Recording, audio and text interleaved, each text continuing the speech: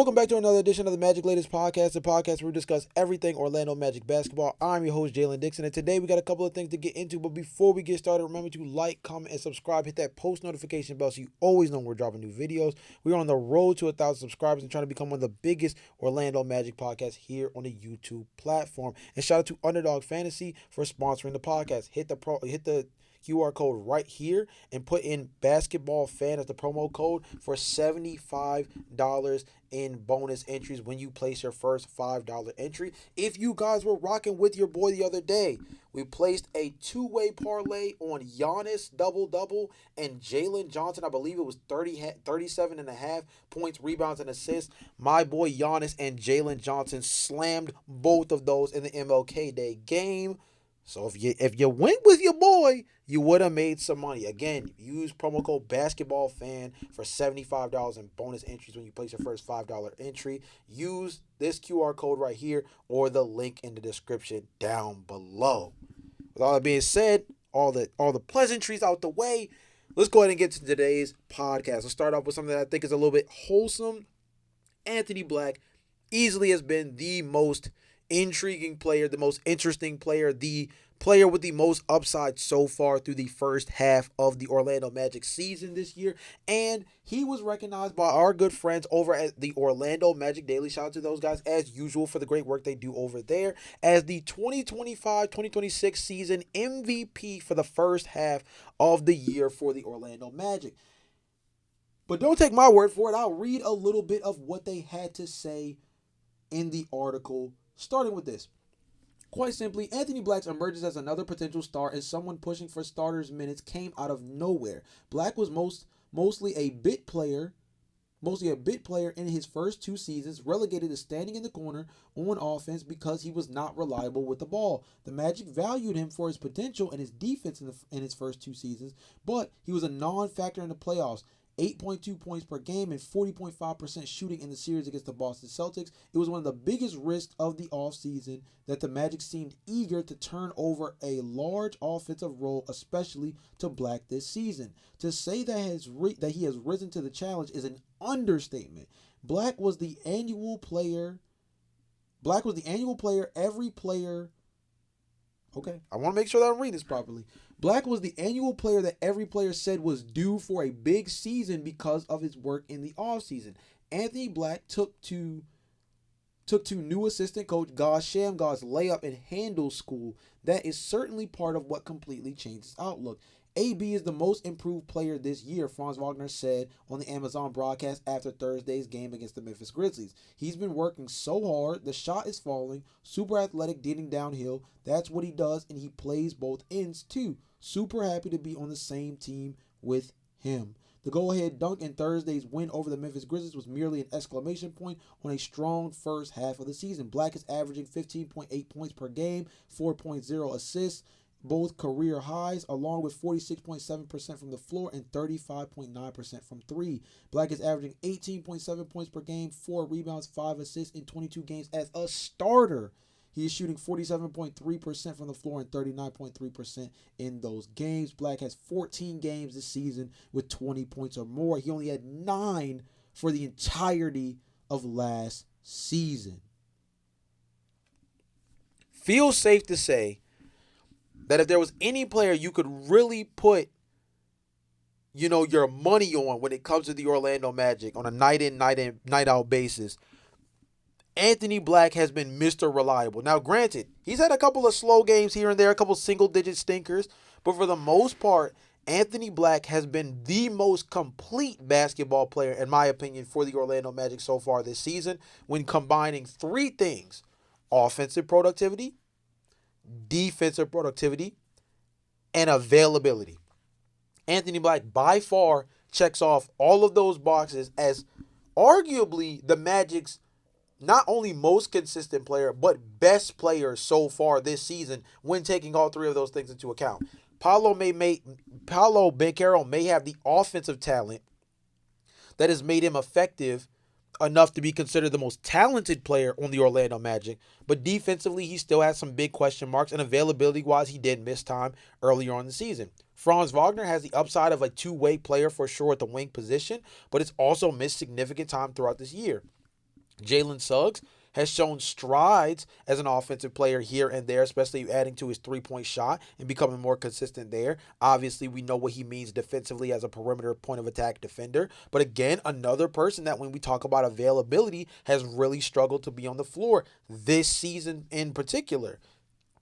Anthony Black has found a way to be very impactful on both sides of the floor while also adding in the fact that he has been very, very durable, despite the fact that he has an unprecedented amount of usage on ball as an offensive player this year in comparison to what he's been the last 2 seasons, as this article mentions.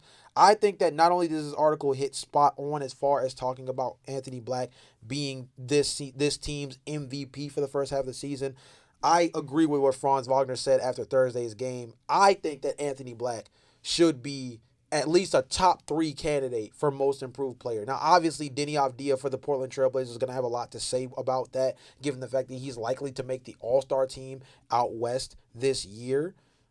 But Anthony Black, for what he's been asked to do, he's played point guard, shooting guard, small forward, power forward, 6-man off the bench, scores 20 points per game in games where it's necessary, is able to guard the opposing team's best perimeter player. Anthony Black has been asked to do just about everything except for play center for this team, and he has found a way to be effective in those minutes on the floor, whether it's starting or coming off the bench.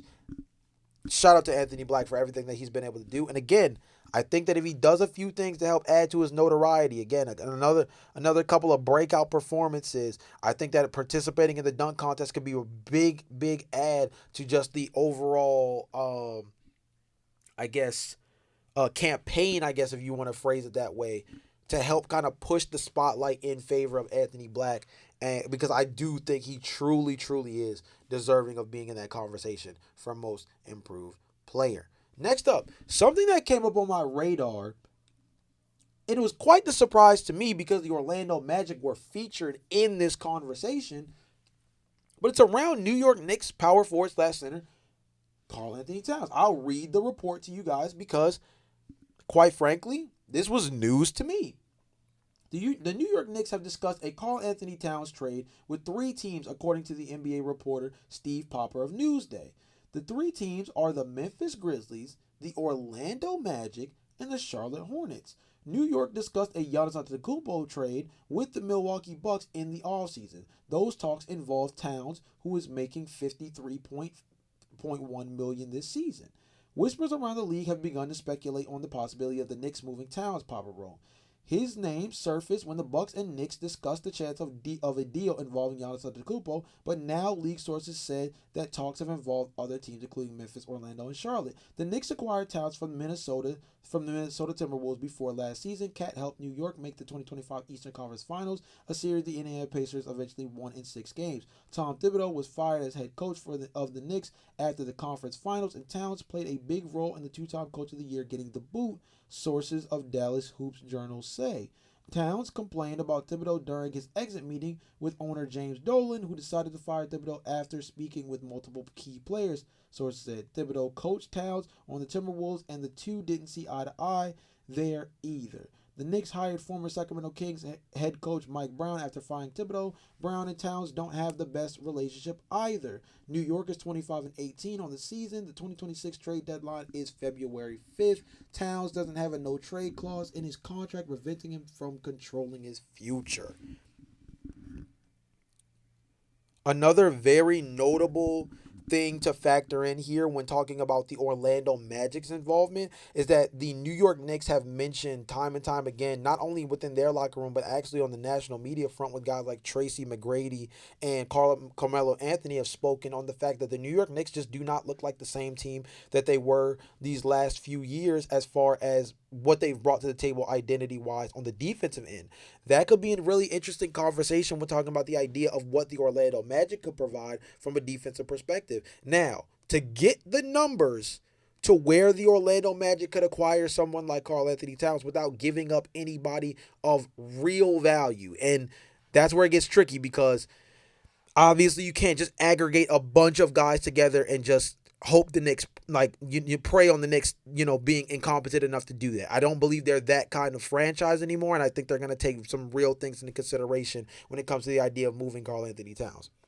So, one of these players will be somebody of significant value, but it's simply because the numbers are necessary in order to meet the contract. What that means is Jalen Suggs will probably be in a deal like this. If we're talking about trading for Karl Anthony Towns, a player like Jalen Suggs, who is owed, a lucrative contract, and I'll make sure I bring up the actual numbers now to kind of make it all make sense now as far as what all of this entails.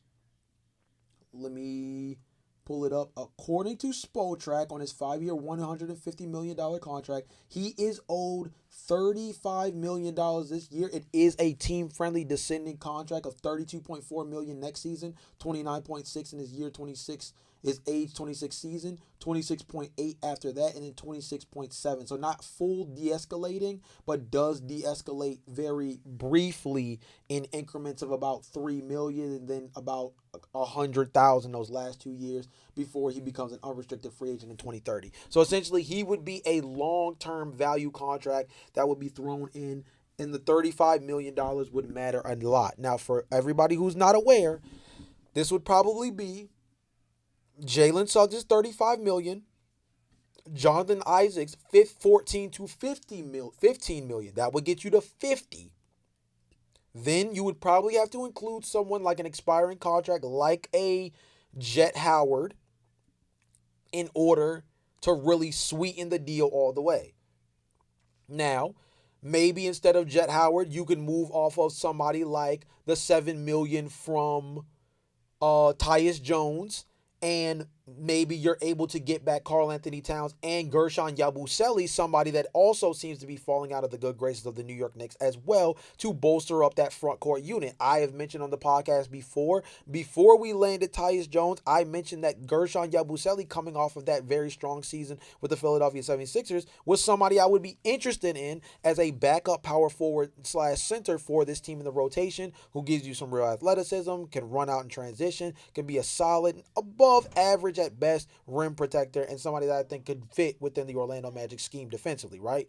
So if there's a world where you can put Karl Anthony Towns at the 4, naturally next to somebody like Wendell Carter Jr., and have Gershon Yabusele come off the bench as a backup big with guys like Goga Batazde, Noah Pinda, and or Mo Wagner, I actually like that trade a lot. So if there was a trade package that makes a lot of sense, it would be Karl Anthony Towns and Gershon Yabusele in exchange for Jonathan Isaac, Jalen Suggs, Jet Howard, or it would be Karl Anthony Towns and Gershon Yabusele for Jonathan Isaac, Jalen Suggs, Tyus Jones, and I think financially you might have to throw in like a future second in order to make it all work.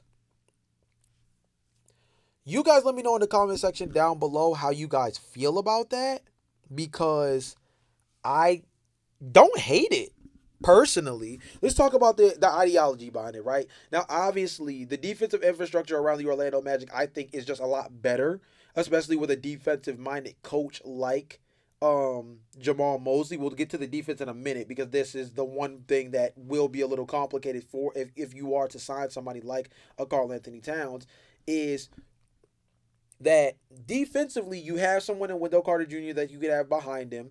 We know that Karl Anthony Towns has experience playing the 4 with Rudy Gobert as the starting center when he played with the Minnesota Timberwolves. The 2 most successful seasons the Timberwolves had was with Anthony Edwards at the helm, along with Karl Anthony Towns and Rudy Gobert as the Twin Tower bigs. Were able to get to the Western Conference Finals in back-to-back seasons, on the back of Rudy Gobert being a defensive hub. Granted, they also have Nas Reed, and that's a little bit different than what the Orlando Magic have. I would say that the Magic have Mo Wagner, Noah Pinda, and Goga Batazde as kind of like this collective group. Are any of those bigs as good as Nas Reed as an individual? I don't know if I would go that far, but I think there's still something to be said there. I also think that he could play in a lineup where if he had to be the starting five and we brought Wendell Carter Jr. off the bench and Paulo Banchero was the four and they played a 4-5 lineup, I think that the floor spacing he provides next to Paulo Banchero could be very helpful. Now, again, defensively, that puts a lot more pressure on guys on the perimeter to be able to operate, and you're getting rid of one of your best perimeter defenders in Jalen Suggs in favor of, I guess in that sense, you would probably end up trying to start Anthony Black next to um, Desmond Bain. And then at the three, you would have Franz Wagner. At the four, Paulo Banchero. And then you would have Karl Anthony Towns at the five. If you try to do the double big lineup that was successful with the Minnesota Timberwolves, you do something probably like Desmond Bain, Franz Wagner at the two, Paulo Banchero at the three, and then Karl Anthony Towns and Rudy Gobert at the 4 and 5. And it's more of a jumbo lineup across the board with your shortest player being 6'4" in Desmond Bain. That's something that could be very interesting in terms of talking about what that could be from a rim protection standpoint. As far as guarding in space, it makes things a little bit more difficult. But as far as protecting the rim, that's four guys with real rim protection capabilities because of their overwhelming size. And then you would have Anthony Black come off the bench along with guys like Tristan Da Silva, Goga Bitadze, Jace Richardson, the whole nine, right? So I think that could be very interesting. Um, so you guys let me know in the comment section down below how you guys feel about that, because I'm not gonna lie to you. Me personally, I don't hate it.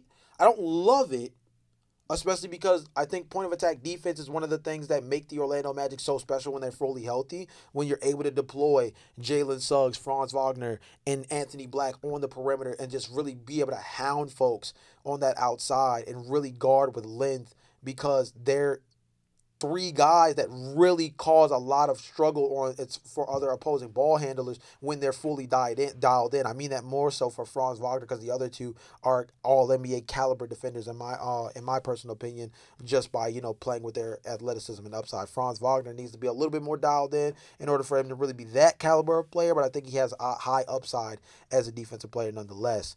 Karl Anthony Towns, again, could be a really interesting feature. Those other two teams that were mentioned as well, I think make things a little bit interesting when having a conversation about a trade, because, you know, those are two interesting squads. The Charlotte Hornets doesn't hurt as nearly as much, but he could be an interesting fit for them as a team that probably has one of the worst center rotations in the league. No disrespect to guys like Ryan Kalkbrenner and I think it's Musa Diabate. Like, they're solid, but like Karl Anthony Towns, of course, would be like a significant upgrade for them. And if you're able to bring somebody like Ryan Kalkbrenner, who's been a solid rebounder and shot blocker for that team off the bench, now you have a little bit more of a solidified rotation. And then the Memphis Grizzlies, like, I don't necessarily know how that works, because I don't know how Karl Anthony Towns fits next to somebody like, I don't know how he fits next to somebody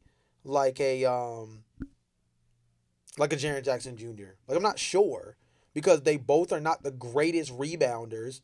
And from a rim protection standpoint, Jaren Jackson Jr. is very good, but I don't necessarily know if he can play center. It's not necessarily like center next to somebody like Karl Anthony Towns specifically, right? So that's where things get a little tricky. Um, I think out of all the teams that were mentioned, the Orlando Magic actually have the best structure to be able to bring in Karl Anthony Towns and actually have a fitting roster around him, without having to give up too much in return. Again, Jalen Suggs is a hefty price, but I think that there's also a world where that might actually be worth it. Again, you're giving up, essentially 3 to 4 players that don't really play for you. If it's Jalen Suggs, Jonathan Isaac, Tyus Jones, in a second, that would be 3 if you're not giving up Jet Howard in that situation. Again, if you get Gershon Yabusele, maybe you have to throw in Jet Howard to make the money work, or maybe you have to throw in a second round pick to make the money work.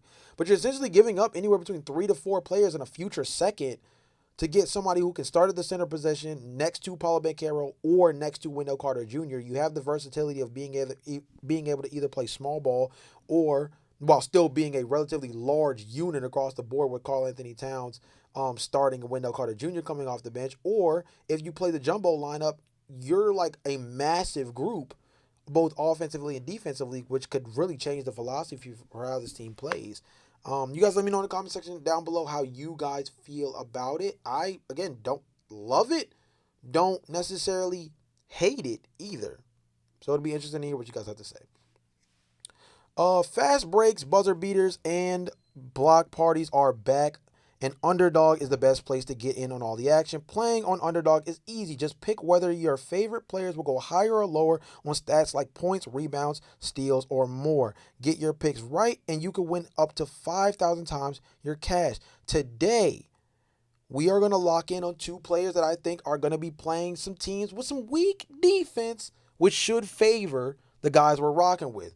Anthony Edwards is going up against the Utah Jazz at 9 o'clock on the road at Utah, and I'm taking Anthony Edwards on the higher than 3.5 three-pointers made. Anthony Edwards has been one of the best knockdown three-point shooters over the last season and a half, and I think he's going to continue that against a Utah Jazz team that I do not see having any kind of real perimeter defense to slow him down. This is a game that if he doesn't knock down more than 3.5 threes, it's going to be because he's living at the rim. But I think that with how special he's been as a three-point shooter the last year and a half, this is the perfect kind of game for him to be able to get off. He's still kind of recovering from that toe injury, so I wouldn't be surprised if he's maybe not as explosive getting to the rim as he would like to be while he's still kind of working out the kinks, but he also just dropped 55 points recently. So he has the chance to kind of really pour in against this Utah Jazz defense. I'm taking him for the higher on 3.5 three-pointers made. On the other side, Luka Doncic and the Lakers have been struggling defensively, and I'm going to use that to my advantage as the Denver Nuggets come in, and they are going to be relying on Jamal Murray, given the fact that this is a team that's still trying to figure things out. No Christian Brown.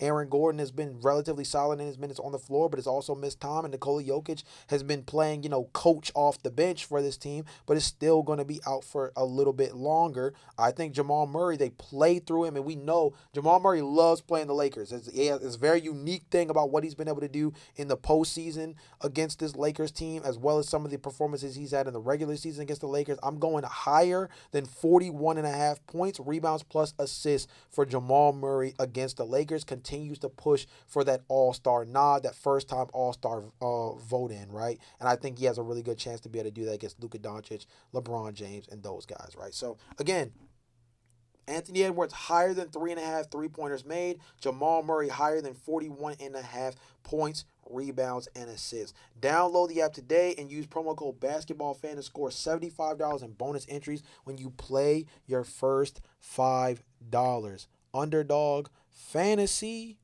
Shout out to you guys once again for sponsoring the pod. And very simple. Very, very simple. Basketball Fan, promo code, Underdog Fantasy, make the picks, and make some money. Must be 18 plus. 19 plus in Alabama and Nebraska. 19 plus in Colorado for some games. 21 plus in Arizona, Massachusetts, and Virginia. And present in a state where Underdog Fantasy operates. Terms apply. See assets.underdogfantasy.com/play and get terms DFSTML for details. Offer not valid in Maryland, Michigan, New Jersey, New York, Ohio, and Pennsylvania. Concerned with your play? Call 1-800-GAMBLER or visit www.ncpgambling.org. In New York, call the 24/7 helpline at 1-878 or text from 467-369.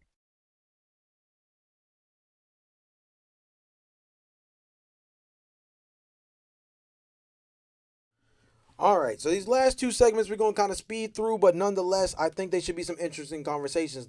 Next up, we have the Orlando Magic defense. I mentioned that if we were to make a trade like going after Karl Anthony Towns, you would need to heavily consider the idea of building a defensive infrastructure that makes him not as much of a focal point because there's so many other surrounding defenders that are able to work around him. And of course, giving up Jalen Suggs and Jonathan Isaac hurts that, but you still have Anthony Black and you still have Wendell Carter Jr.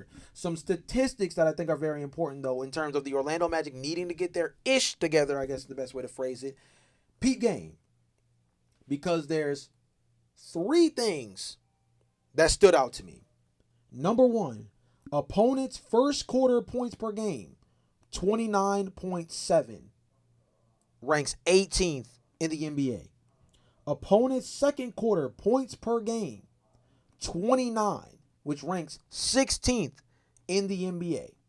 That means the Orlando Magic allow a combined 58.7 points per game in the first half. This has caused them a lot of trouble throughout this season.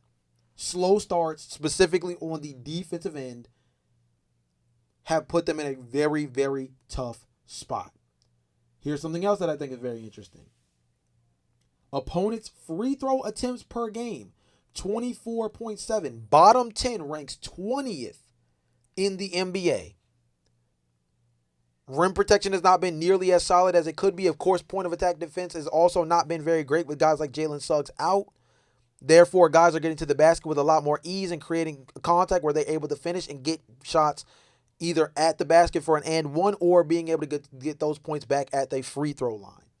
So this Orlando Magic team is allowing a lot of scoring in the first half and particularly creating a lot of situations where guys are getting to the free throw line at a high clip and giving out a lot of free points. That's nearly 25 points per game on the table allowed by the Orlando Magic. They allow, as far as opponents' free throws made, they allow 19. So nearly 20 free throws, nearly 20 free throw points are awarded by the Orlando Magic defense every single game. That's a lot. That is a lot in retrospect. So that is the number 2 thing. And the number 3 thing to me, and something that I think is not nearly as terrible as it may seem, but it's something that I think is kind of important, at least, right? Is that this team ranks bottom 5 in this team ranks top 5 in opponents' defensive and defensive rebounding percentage. They rank top 10 in opponents' defensive rebounding percentage and top 5 in opponents' offensive rebounding percentage. Now, you would think, okay, they're ranked in the top percentile. Why is this being highlighted as a negative thing? The issue is not necessarily the rebounding. The rebounding is actually positive. The issue is that the team, as Jamal Mosley has said a lot throughout this season and even coming into the year, this team is not creating enough points off of these rebounds. They're not creating enough second chance points to be able to truly make the most out of these rebounds, specifically on the offensive glass, where they are, again, keeping teams off the offensive glass. They're ranked in the top 10 percentile in offensive percentage, yet this is a team that has not been the greatest as far as being able to create offense on the offensive glass, as far as easy putbacks, kickouts for three-pointers, off the rebounds, things of that nature. This Orlando Magic team needs to be better with being able to turn an offensive rebound or a defensive rebound into easy points. So again, the 3 things that stood out to me. First half scoring has been ridiculous against the Orlando Magic, allowing nearly 20 points alone in free throws by opposing teams for the Orlando Magic is tough. So guarding without fouling has been tough for this team. And then creating offense off of defensive and offensive rebounding has been a big, big hurdle for this Orlando Magic team so far this season. And I think those are things that, if they're able to get those things figured out, could help them a ton. You guys let me know if there's any other issues I may have missed as far as the Orlando Magic defense. But those are just some of the things that stood out to me. Last but not least, let's talk about some of the comments from you guys from last podcast episode. Shout out to you guys as always. Rafael Camacho says, we need a big and tall rebounding center.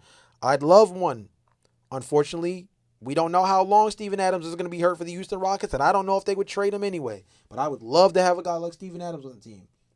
Gershon Yabusele could be interesting, not necessarily a rebounding big that's super proficient, but I think he could be interesting as a backup big. Berto the Magician says, I do not understand the offensive scheme of letting Paolo hold the ball and commit jump passes while everyone else stays still. If Paolo attacks, doesn't have to look so good, doesn't have the look, so looks to pass and people are moving around, then it makes sense. They make it easy to play the passing lanes and steal the ball. I've always said, Berto, that I feel like this Orlando Magic team plays very clunky offense that just makes scoring the basketball look hard. They have very solid talent on the perimeter as far as Desmond Bane, Paulo Banchero, Franz Wagner when healthy, right? But it just feels like they don't have an offensive scheme that has enough player movement in it to create easy looks. It's very clunky, it's very compact, and it puts a lot of pressure on the ball handlers to feel like they have to self-shot generate, and we don't have anybody who's elite at creating their own shot. We have guys that are very good. We have guys that are above average, even if you're talking about Paulo and Franz. But we don't have anybody that's elite. We're not talking about an Anthony Edwards. We're not talking about a Kevin Durant as far as being able to create shots off the dribble for themselves.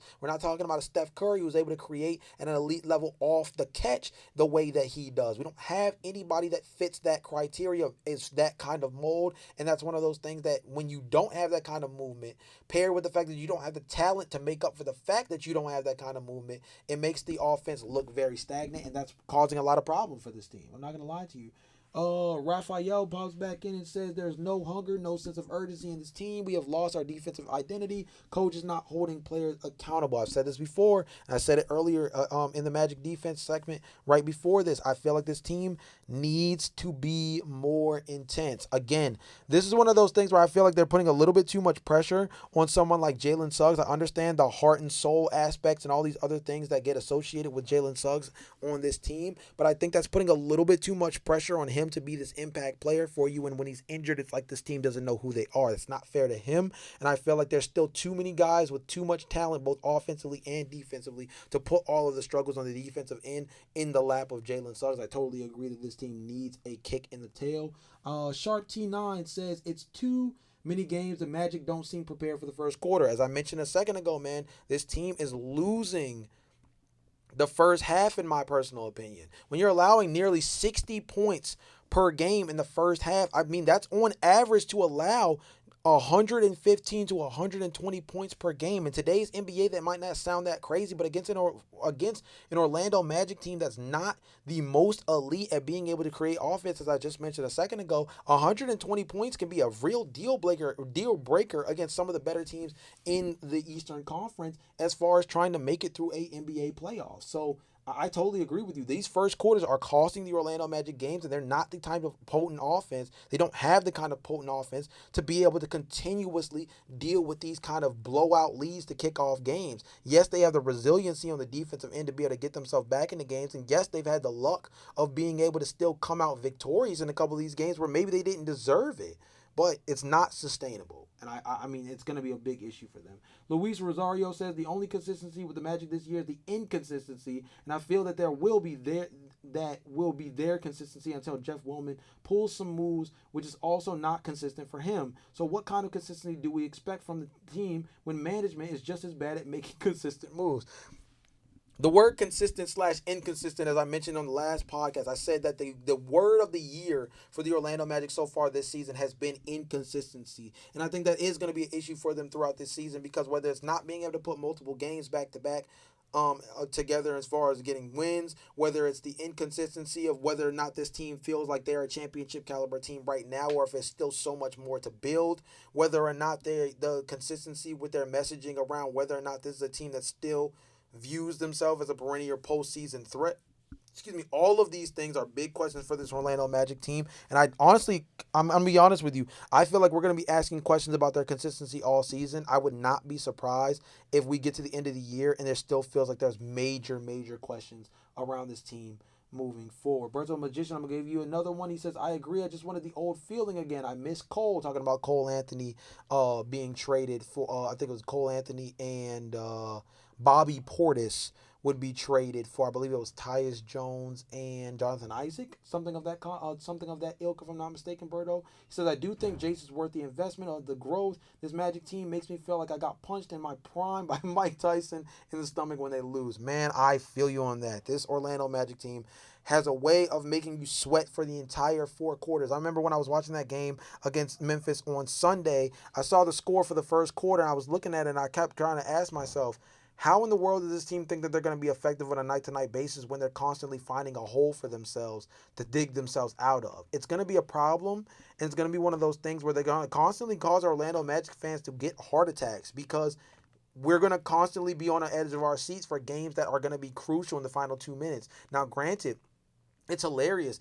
The Orlando Magic deserve to have a player in the Clutch Player of the Year award race. They truly do, with the way that they've been able to play this year in the clutch, because they've been in so many clutch situations so far this season. The biggest issue is just we don't know which Orlando Magic would even be considered the most likely to win the Clutch Player of the Year award. You guys let me know that comment in the comment section down below. But yeah, I mean, this team loves making Magic fans sweat by getting blown out in the first quarter and then having to play a very tight knit, flawless game the whole rest of the way, and it puts them in a very weird position.